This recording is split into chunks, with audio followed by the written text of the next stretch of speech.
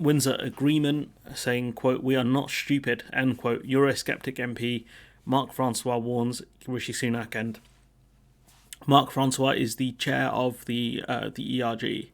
Mark Francois has said EU law must be, quote, "expunged," end quote, from Northern Ireland, warning ministers, quote, "We are not stupid," end quote. Now, I'm not going to say you're stupid, Mark, but the Tory Brexiteers said Northern Ireland must be treated, quote, "on the same basis," end quote, "as England, Scotland and Wales." And, in my opinion, if you wanted that to happen, you should have never voted for the Johnson Withdrawal Act. Plus, Northern Ireland did have its own rules on certain things like abortion, so we can't pretend things were all the same regardless. There were also some cultural differences with them burning down the giant wooden thing every year and the orange marches or whatever it is that they do over there, some weird stuff. Francois insisted that any new deal would need the support of the DUP, which is the Northern Ireland's biggest unionist party. Quote, "If the DUP doesn't consent to the deal, then it's simply not going to fly," end quote, Francis told the Sophia Ridge on Sunday. And I still don't know what the DUP are planning, but they look a bit split, with some of the hardliners wanting to reject the amendments, the Windsor framework. But Sunak has said more recently that the Windsor framework will go through regardless with or without DUP support, so they're boxed in here. Francois says, quote, "Just putting a couple of intermediate phrases in, but in a situation where you still end up with the European Court of Justice, is effectively sophistry. I mean, we're not stupid," end quote. Former Minister Francois warned that even a reduced role for the ECJ over Northern Ireland was, quote, was not good enough, end quote. He added that this would, quote, be incredibly unwise, end quote, without a formal vote in the Commons, something to which the government has still refused. And I can see Sunak putting it to a vote, given that Labour will back the framework and the ERG are split on if they should support the deal. So he has the Tory votes now, so there won't be a big split, I think, maybe 20 at most. It's got a lot less than the 100 that the ERG were threatening not long ago.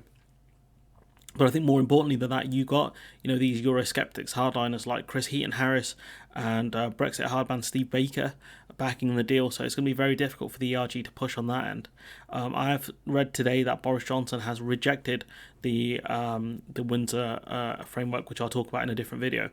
Rob said, quote, "If we can scale back some of the regulatory checks that apply and some of the paperwork that applies, that would in itself involve a significant and substantial scaling back of the role of the ECJ," end quote.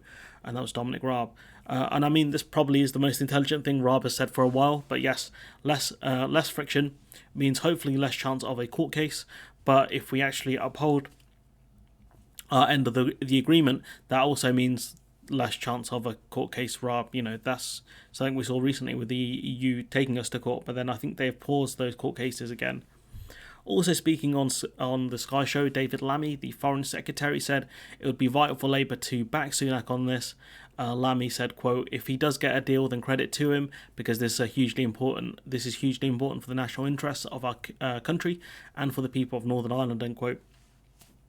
So, Labour will back this. But my theory is you've got Ian Paisley telling Nicholas Watt, quote, "Ian Paisley, the DUP MP, tells me the Windsor framework does not cut the mustard. It provides no basis for the DUP to go back onto the government. Plus, Sunak needs to enter fresh negotiations with the EU." And that's something Ian Paisley has told Nicholas Watt of the BBC.